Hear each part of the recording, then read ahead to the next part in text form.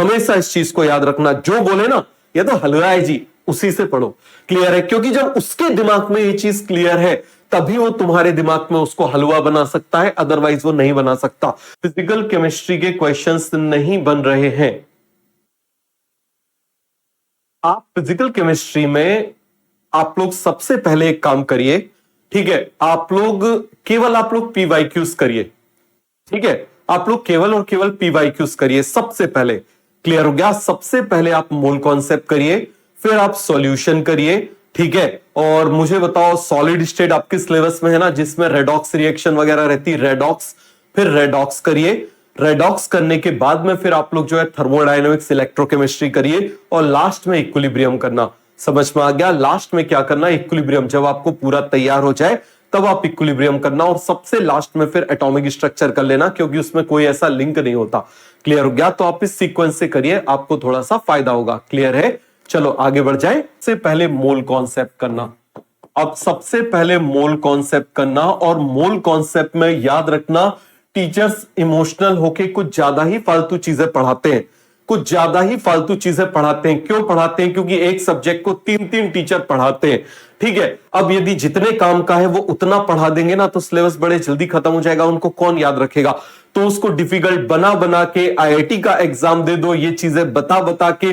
और नीट में कभी केमिस्ट्री का पेपर डिफिकल्ट नहीं आता, समझ में आ गया? कभी भी नहीं आता, हमेशा फिजिक्स और बायो से पेपर इजी ही होता है। ऐसा कभी नहीं होता कि पेपर डिफिकल्ट आता है, कभी नहीं आता। आप इस बात को समझो। तो आपको आईआईटी के लिए, आईआईटी का आपको करने की बिल्कुल भी जरूरत नहीं है। समझ में आ रहा है? आप इस बात को बहुत अच्छे से समझो। क्लियर है? दोनों अलग पैटर्न है, दोनों अलग पैटर्न है। मोल कॉन्सेप्ट, मोल कॉन्सेप्ट के बाद आप क्या करना, सॉल्यूशन। आप क्या करिए, सॉल्यूशन। चलो मैं आपको एक सिंपल सी चीज बता रहा हूं, आप इस चीज को आप ट्राई करके देखिए, आप इस चीज को ट्राई करके देखिए। सॉल्यूशन, ठीक है। सॉल्यूशन के बाद में आप क्या करना, रेडॉक्स कर लेना, रेडॉक्स जरूर कर लेना। समझ में आ गया? इसके बाद आप क्या करना, इलेक्ट्रोकाइनेटिक्स, थर्मो, और इसके बाद जो बच गया, इसके बाद आप कर लेना पहले केमिकल इक्विलिब्रियम, फिर कर लेना आयनिक इक्विलिब्रियम। सारे चैप्टर ऑलमोस्ट कंप्लीट हो गए, और लास्ट में कर लेना एटॉमिक स्ट्रक्चर। क्या कर लेना, एटॉमिक स्ट्रक्चर। आप खुद इस बात को समझो कि हर चैप्टर से एक से ज्यादा क्वेश्चन नहीं आता। 1 2 3 4 5 6 7 8 9, मुश्किल से 11-12 क्वेश्चन टोटल पूछे जाते हैं। सभी को क्लियर हो गया? आप इस बात को बहुत अच्छे से समझिए। अब आप क्या करना, इन सभी चैप्टर्स में आप एक क्या बना लो, एक वो बना लो, नोटबुक बना लो। क्या बना लो आप मुझे बताओ जरा, एक नोटबुक बना लो, नोटबुक फॉर फॉर्मूला, समझ में आ गया? फॉर्मूले की नोटबुक बना लो। क्लियर है? अब नोटबुक बनाने के बाद में अब आप क्या करो, जो भी आपके रिस्पेक्टेड टीचर्स हैं, आपने जिनसे पढ़ा हुआ है, read only notes, read only notes. कितनी बार पढ़ोगे आप मुझे बताओ जरा, 5 टाइम्स। क्लियर हो गया? कितनी बार पढ़ोगे, 5 टाइम्स। इसको करने के बाद में अब आप उठाओ पीवाईक्यूज। क्लियर हो गया? पीवाईक्यूज क्लियर हो गया? याद रखना, ऑर्गेनिक में फिर भी यदि आप आईआईटी के क्वेश्चन कर लेते हो कुछ काम के, फिजिकल में तो बिल्कुल काम के नहीं है।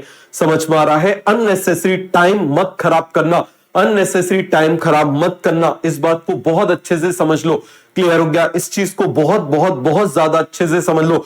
यदि एक टीचर पूरी केमिस्ट्री पढ़ाएगा ना तो वो अपने आप बैलेंस में पढ़ाएगा, लेकिन एक टीचर एक छोटा सा सब्जेक्ट लेके पढ़ाता है, इतना सा। आप खुद सोचो जरा, पूरी केमिस्ट्री में 20 चैप्टर और हमारी बॉटनी में अकेले 20 चैप्टर है। समझ में आ रहा है कितना डिफरेंस है? बात समझ में आ रही है? तो आप इसीलिए इस चीज को समझो कि इसको जबरदस्ती डिफिकल्ट बनाया गया है, केमिस्ट्री डिफिकल्ट सब्जेक्ट नहीं है। क्लियर हो गया? तो ये चीज आपको समझ में आ गई। आप इसको फॉलो करके देखिए, आप इसको फॉलो करके देखिए, आपको डिफरेंस समझ में आ जाएगा। फॉलो दिस, आप केमिस्ट्री के लिए आप इसको फॉलो करके देखिए, आपको डिफरेंस समझ में आ जाएगा। आप कुछ भी मत करिए, आप कुछ भी मत करिए, आपको इसमें सब कुछ अच्छे से समझ में आ जाएगा। क्लियर हो गया? इतना आप करके देखिए। क्लियर हो गया? इतना आप करके देखिए। पीवाईक्यूज आप कर लीजिए, पीवाईक्यूज आप कर लीजिए, और पहले मेंटली सॉल्व करिए। Always try to solve question mentally. आप पहले इसको मेंटली सॉल्व करिए कि देखिए इसमें क्या है। क्लियर हो गया? तो क्या हम आगे बढ़ जाएं? बोले जरा जल्दी से, क्या हम आगे बढ़ जाएं? तो अब मुझे बताओ जरा, brown algae is the biggest algae, 100 metre तक हाइट हो सकती है। कैल्प लैमिनेरिया, कैल्प लैमिनेरियस का ही एक एग्जांपल है, मोस्ट डिफरेंशिएटेड एल्गी है।